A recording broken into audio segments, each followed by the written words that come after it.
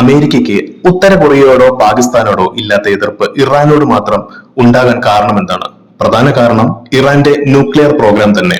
അണുബോംബ് നിർമ്മിക്കാൻ ആവശ്യമായിട്ടുള്ള enrich uranium നിർമ്മിക്കാൻ ഇറാന് വെറും 7 ദിവസം മാത്രം ദൂരത്തിലായിരുന്നു.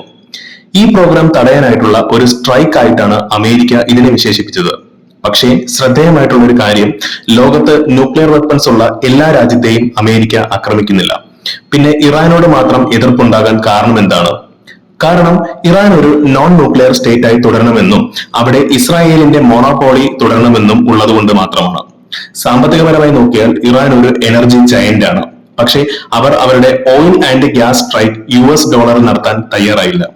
ഗ്ലോബൽ ബാങ്കിംഗ് സിസ്റ്റത്തിന് പുറത്തു നിൽക്കുന്ന ഈ രാജ്യം ഗ്ലോബൽ ഡോമിനൻസിന് തന്നെ ഭീഷണിയായേക്കാം.